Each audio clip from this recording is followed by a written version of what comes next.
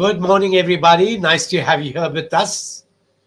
This is R. N. Bhaskar from BKBB, which is an acronym for Bhaskar Ki Business Baatein. It's a channel that brings you policy analysis, conversations, and business stories every week. But right now, at 8:15 in the morning on weekdays, Monday to Fridays, we bring you news behind the news. We pick up a few headlines that we think are very important and analyze the headlines for you and for the benefit of anyone who wishes to know. And today, my co anchors are right there. There's Hussaina. Welcome, Hussaina. There's Janvi. Welcome again. There's Muskan. And the four of us together are going to discuss some interesting topics. And the topics can be seen on the screen just ahead of you. And the topics are first, how the US has been pursuing a destructive path. The second is the immense lure that IT companies have for investors. The third is how NITI Aayog has shifted its focus from biofuels to EVs and is promoting that sector. And the fourth one is the economy, consumer demand may be dampened, but travel and tourism are still booming, and you can see the news item as it's talked to you about, as we talk to you about it. And let's take the first story. Look at the chart. Trump's decisions have caused America's debt to keep increasing. And as the debt increases, you find that even interest payouts are becoming larger and larger, which means that America will continue breathing heavily on every country in the world to extract some more money from them for its own profligacy, for its own irresponsibility. And its irresponsibility can be seen in another factor. While Trump says that India's purchases of oil from Russia is causing financial benefits for the Russian war machinery, the truth is that the European Union alone purchased more goods from Russia than India did. In 2024, the European Union recorded 67.5 billion in goods trade with Russia. This was 17.2 billion higher than in the previous year. And the US says India is financing Russia. Clearly, the intent is not to protect Russia. The intent is not to protect America, not to protect Ukraine, but to make sure that India does not make money, because the US does not want India to become as powerful as China is. Remember, once the US promoted China, and today it's a sworn enemy. India's turn is coming. And that is why it is time India learned to stand without the US. Remember the old saying of Kissinger: to be an enemy of the US is dangerous, but to be a friend is fatal. India is beginning to realize that now. And then let's take the second story. Hussaina, could you come in? Yes, sir. India's top IT services companies from TCS to Wipro have become a goldmine for shareholders, but not so much for long term innovation. Over the past decades, these firms have reinvested just 13.5% of their cash flows into capital expenditure, while nearly 73% of their profits have been returned to shareholders in either of the form of dividends or buybacks, which means that they paid rupees 5 to their shareholders for every 1 rupee reinvested in their businesses. In FY25 alone, they distributed around 91,600 crore, which is a staggering 76.2% of their cash profits, while investing just around 9,650 crores or 8% into new assets.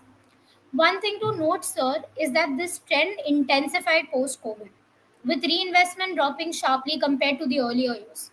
And essentially, what this means is that these companies are prioritizing short-term revenues over long-term investments.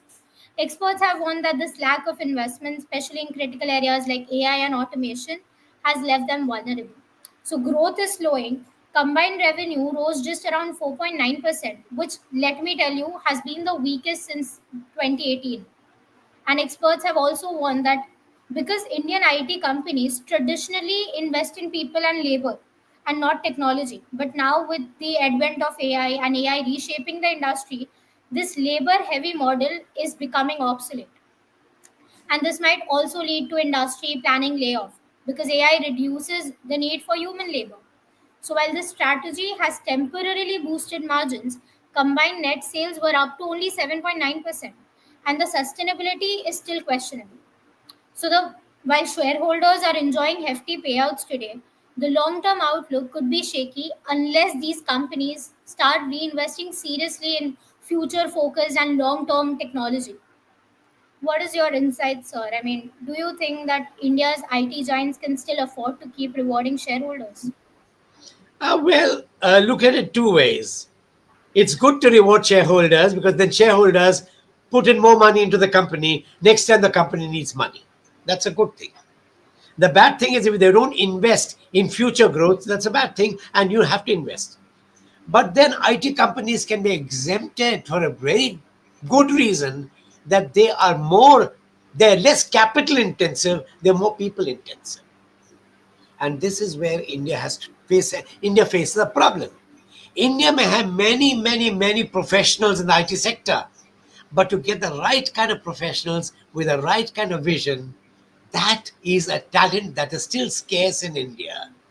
Listen to what TCS tells you, or Wipro tells you, or Infosys tells you that we are still not getting the right kinds of people who have an innovative approach. And the fault goes back to the educational system that India has. Most of the people are very good, are people who returned from overseas, studied overseas, and have come back to India. India will have to create a larger pool of specially trained people. Until that time, IT companies will face huge challenges and expect a slowdown. You're right, Hussaina.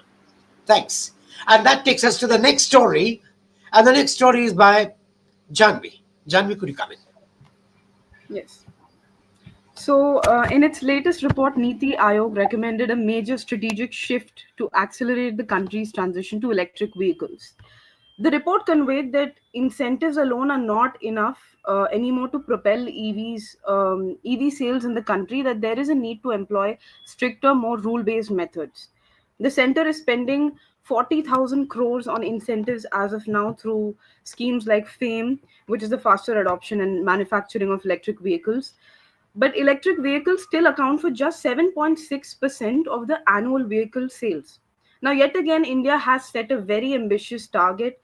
So, in the next 5 years, crossing 30% EVs share of the total vehicle sales in the country.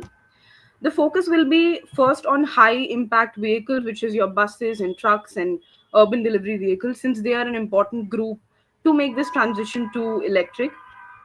And Niti Aayog has pitched for a zero emission vehicle adoption and a focus on the service provided by assets than the procurement of assets in itself. So, for example, instead of subsidizing the capital costs of vehicles, you subsidize the number of kilometers run by them. Of the many financial models proposed in the report, one is to separate the battery from the vehicle, which makes up like 40% of the total cost. And they could just buy and lease the battery, maybe paying a monthly or a per kilometer fee. So this nudges the customer to buy since it cuts down on the initial purchasing price. Another thing that catalyzes the process is better research for newer battery technologies, including locally abundant materials like sodium, and reduce our dependence on imported minerals, especially amid China's policing of rare earth elements. So, even though this policy seems ambitious, it will not work without strategic investments in technology. And will all the propositions of the report be implemented well? Will we reach this target by 2030?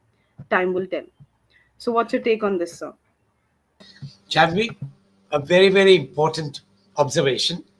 NITI Aayog has come out with a report. It talks about the options, but NITI Aayog must be painfully aware that the government's vision for a long-term strategy is still not clear. Let me explain two small things.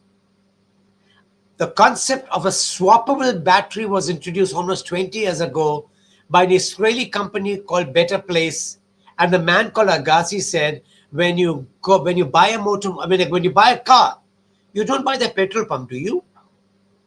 Why do you have to buy a battery? Just take the battery, use the battery, return the battery, and take a new one with credits for unused energy in the old battery. 20 years it's taken for the government to even devise a policy on swappable battery. It goes about first creating charging points, then it starts recommending swappable batteries. And the cost benefits between biofuels and batteries is still not out. The government's silent about it. If you don't provide data, if you don't have vision, you'll have these flip-flops constantly, and NITI Aayog is also responsible for this, for part of the flip-flopping. Thanks, Janvi. Very important development and very useful. And that takes me to the third story, and that's from Muskan. Muskan, could you come in? The tourism sector is witnessing a significant boom as hotels across the country are reporting near full occupancy for the upcoming August 15 long weekend. The extended holiday period has sparked a massive travel rush with both domestic and international travelers eager to take a short getaway. This surge in demand has also led to a sharp increase in airfares, with prices to popular destinations skyrocketing. According to a survey of hotel occupancy, there's been a noticeable shift in travel patterns.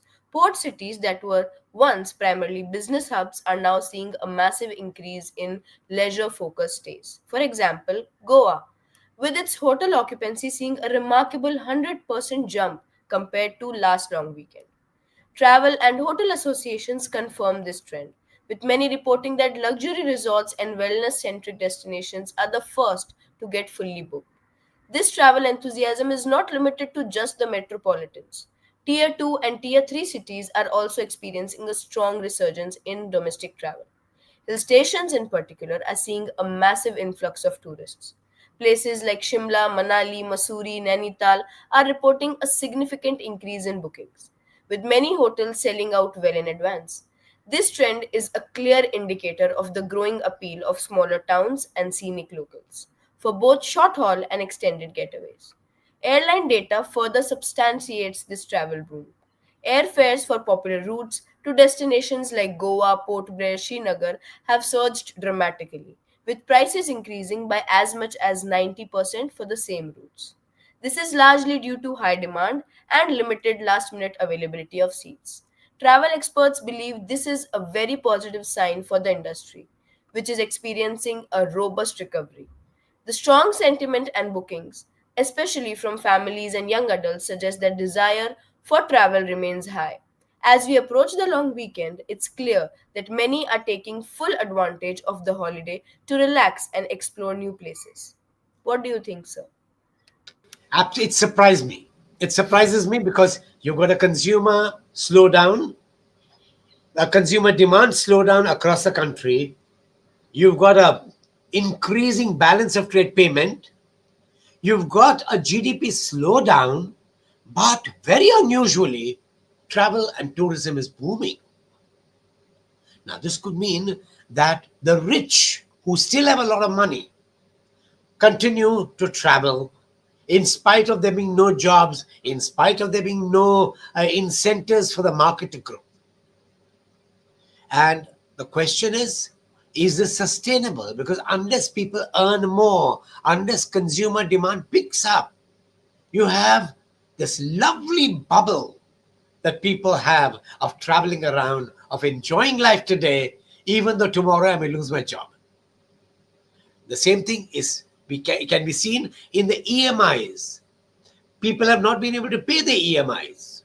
So on one side, there's problem. On the other side, there's a desire to celebrate life today, irrespective of what happens tomorrow.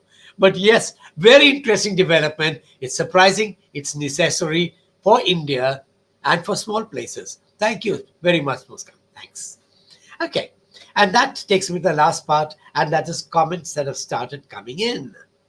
But before I take the comments, just the usual reminder, please click the subscribe button if you've not clicked it already.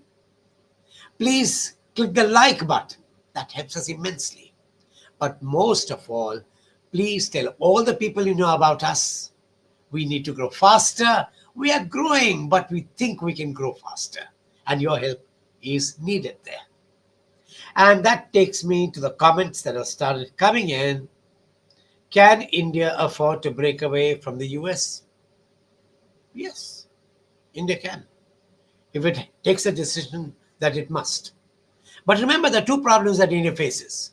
One is 30% of India's exports are to the US, and India is not bothered to create new markets. It's still going after Peru and not going to the neighborhood. So that's an Indian flaw. And the second is that in spite of everything that the government may say, the fact is that India has to learn to be independent of the USA.